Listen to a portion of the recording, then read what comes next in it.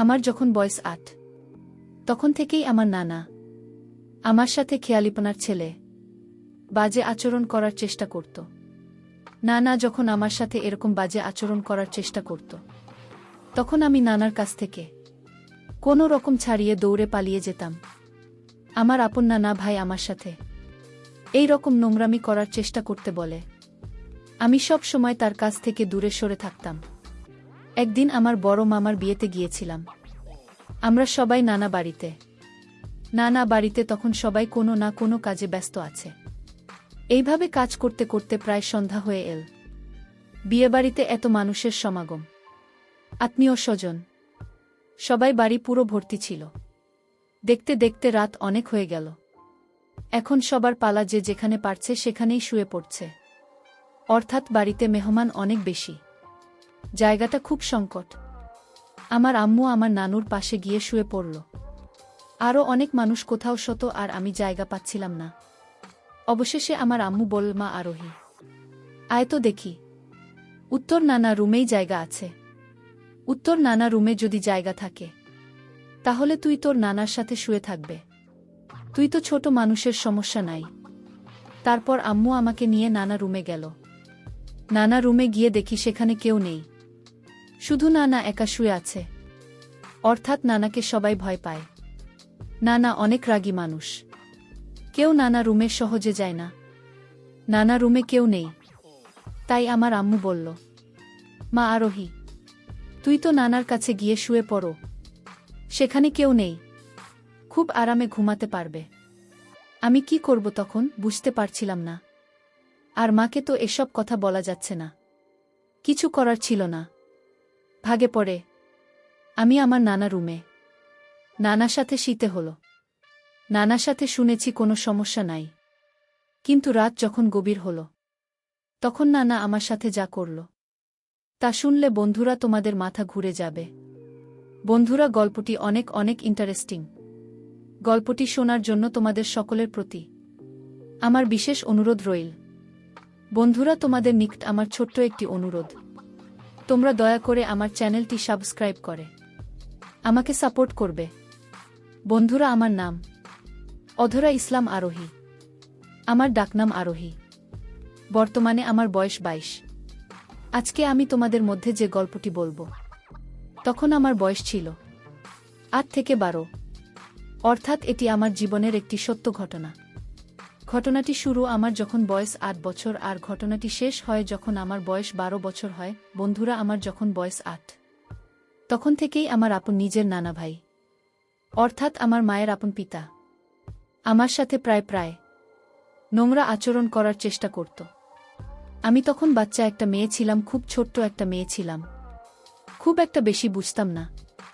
আমি নানা বাড়িতে গেলে নানা ভাই আমাকে আদর করার ছলে আমার সাথে বাজে আচরণ করার চেষ্টা করত। আমি তেমন বেশি বুঝতাম না, তবে এটুকু বুঝতাম, নানা ভাই আমার সাথে যে আচরণ করত সেটা খুব বাজে, খুব খারাপ ছিল। নানা ভাই যে আমার সাথে এরকম করার চেষ্টা করত, আমি আমার মাকে একদিন বলেছিলাম। তখন মা আর নানুর হেসে হেসে একেবারে কুটি কুটি হয়ে গেল, আর বলল, তোর নানা ভাই তোর সাথে সব খেয়াল করে, তুই কি বুঝিস না? তুই এখন নাকি মায়ের কাছে সব বললেও কোনো কিছু হয় না, কারণ মা তার বাবাকে খুব সম্মান করে, আর বাবা এরকম কাজ করবে তা মা কোনো দিন কল্পনাও করেন নাই। একদিন নানা ভাই আমাদের বাড়িতে আসবে। রাতে নান্নু ভাই এসে আমাকে খোঁজাখুঁজি শুরু করল। আমার আম্মুকে বলতে শুরু করল, মাজুলি, আরোহী কোথায়? আরোহীকে তো দেখছি না। অনেক ভালোবাসি আরোহীকে, কারণ আমি তোদের বাড়িতে আসি শুধুমাত্র আরোহীর জন্য।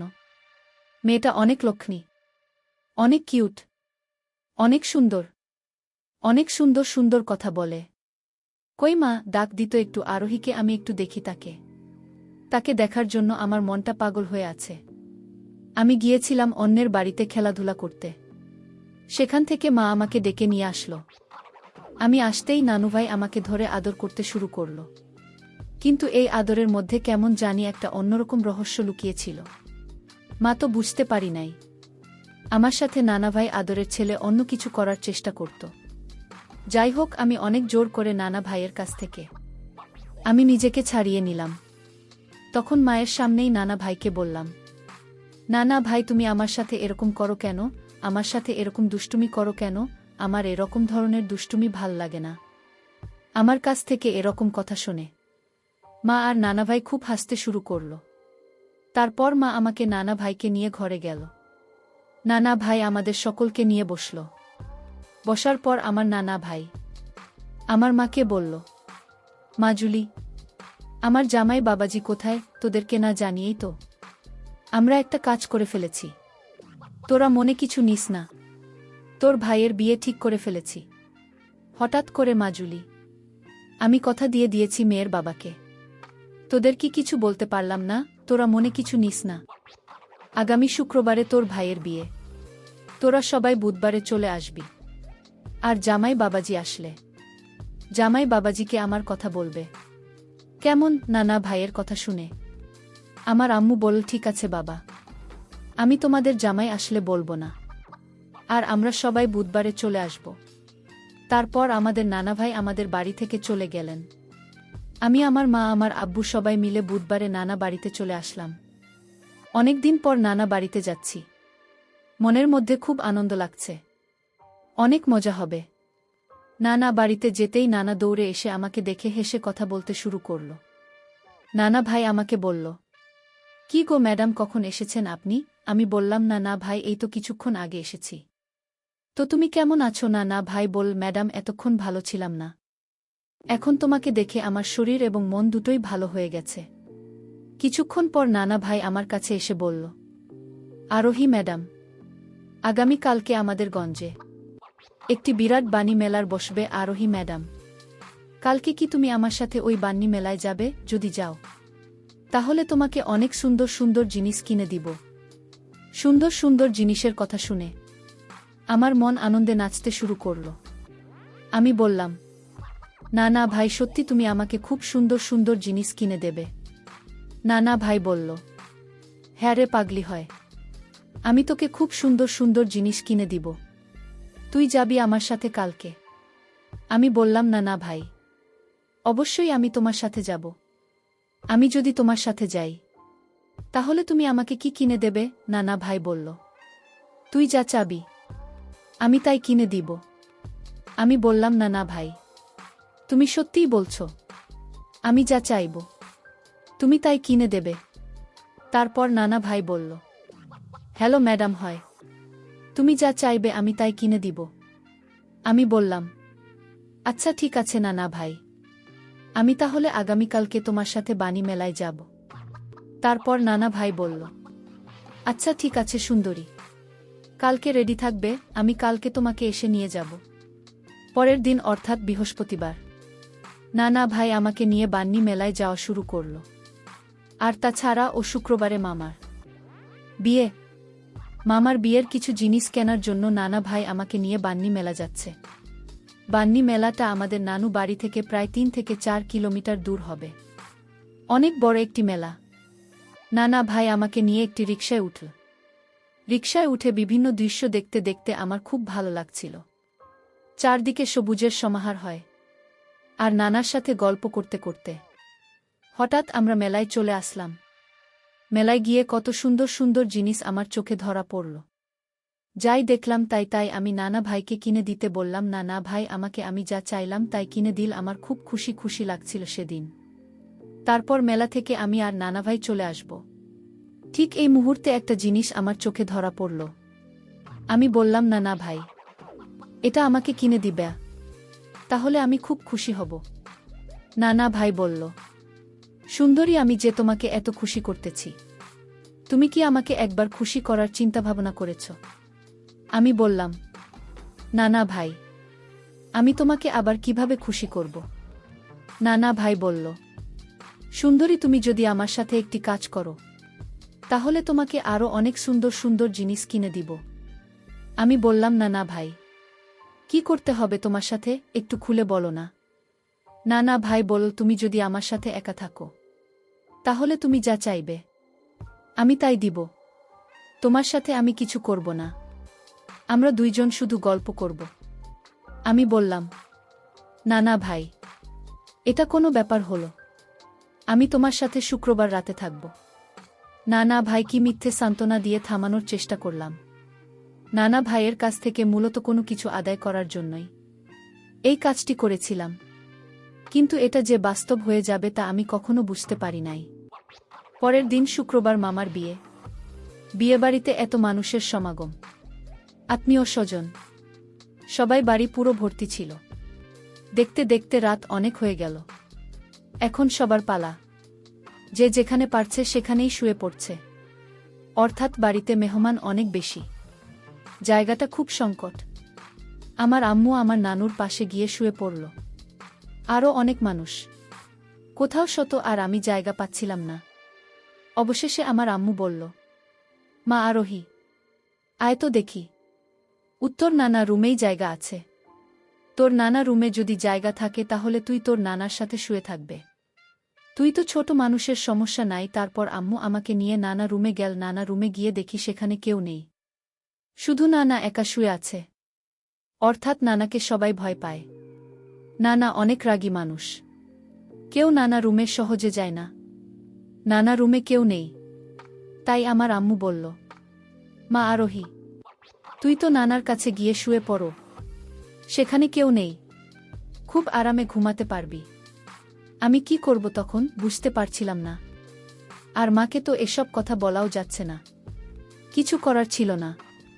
ভাগে পড়ে আমি আমার নানা রুমে। নানার সাথে শীতে হলো। নানার সাথে শুনেছি কোনো সমস্যা নাই। নানার মনে যে এমন কিছু, তা তো আমি জানতাম না। আমি নানার সাথে গল্প করতে করতে কখন যে ঘুমিয়ে গেলাম বলতে পারি নাই। গভীর রাতে ঘুমের মধ্যে হঠাৎ আমি অনুভব করলাম কেউ আমার সাথে এক অন্যরকম আচরণ করার চেষ্টা করছে, কিন্তু আমি ভয়ে তখন কোনো কিছু বলি নাই।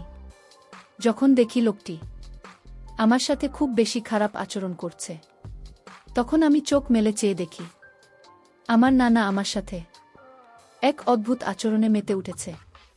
আমি বললাম, নানা আপনি আমার সাথে কি করছেন? নানা বলল, শোন আরোহী, আমি যা করছি তুই আমাকে তা করতে দে। তোকে আরও অনেক বেশি খেলনা, অনেক বেশি মজা কিনে দিব।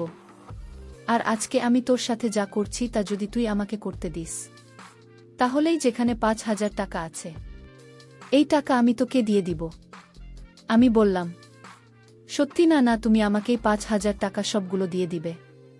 না ভাই বল, হ্যাঁ রে সুন্দরী, হ্যাঁ, তুই যদি আমার সাথে এই কাজটি কর তাহলে আমি তোকে 5,000 টাকা সবগুলো দিয়ে দিব, সাথে আরও অনেক সুন্দর সুন্দর খেলনা কিনে। তারপর নানা এই খেলনা আর টাকার লোভে পড়ি। আমি নানা প্রস্তাবে রাজি হয়ে যায়। কি বল বন্ধুরা, তখন আমার বয়স ছিল মাত্র 12 বছর। সামান্যটা টাকার লোভ দেখিয়ে আমার সাথে যা করল তা ভাষায় প্রকাশ করার মতো না। তাও আবার আমার নিজের নানা। সেদিন নানার এই ভয়ঙ্কর আচরণে আমি খুব কষ্ট পেয়েছিলাম, অনেক কেঁদেছিলাম। তারপরও আমাকে নানা কোনোভাবে ছাড় দেননি। ঘাটের বইটা বয়সেও তার এত পাওয়ার, তা আমি কখনো ভুলতে পারব না। সে আমাকে পুরো তছনছ করে দিয়েছিল। বন্ধুরা, আমি তারপর প্রায় 1 মাস পর্যন্ত অসুস্থ ছিলাম। অনেক কষ্ট হয়েছিল আমার, তবুও কাউকে বলতে পারছিলাম না, কারণ কাউকে বললেও কেউ বিশ্বাস করত না। আমি আমার নিজের নানা দ্বারায় আমার জীবনের প্রথম সর্বনাশটা হয়ে গিয়েছিল। এটি আমার জীবনের একটি কালো অধ্যায় ছিল। খুব কষ্ট পেয়েছিলাম, খুব দুঃখ পেয়েছিলাম এই ঘটনাটির জন্য। এখনো পর্যন্ত যখনই এই ঘটনাটি আমার মনে পড়ে তখনই খুব আফসোস করি, খুব অনুশোচনায় ভুগি। বন্ধুরা, পরিশেষে আমি তোমাদেরকে বলবো, তোমাদের জীবনেও বা তোমাদের ছেলে মেয়েদের ক্ষেত্রেও এরকম ধরনের ঘটনা ঘটতে পারে, কারণ বিশ্বস্ত লোক দ্বারায় ক্ষতিগ্রস্তের সম্ভাবনাটা বেশি হয়ে থাকে। এটাই পৃথিবীর চিরাচরিত নিয়ম, যা যুগ যুগ ধরে ঘটে আসছে। সুতরাং আমাদের প্রত্যেকেরই উচিত আমাদের প্রত্যেকের ছেলেমেয়েদের প্রতি আলাদাভাবে নজর রাখা। তাহলে হয়তো এরকম ধরনের সমস্যা হতে আমরা রক্ষা পেতে পারি। বন্ধুরা, আজকে এই পর্যন্তই। আবারও আসব তোমাদের মধ্যে নতুন কোনো ভিডিও নিয়ে। ভিডিওটি যদি তোমাদের ভালো লাগে তাহলে একটি লাইক দাও।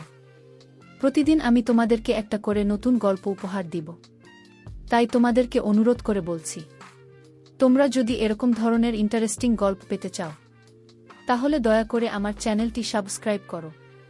পরিশেষে তোমাদের সকলের সুস্বাস্থ্য কামনা করি। ভিডিওটি দেখার জন্য তোমাদের সকলকে অসংখ্য ধন্যবাদ।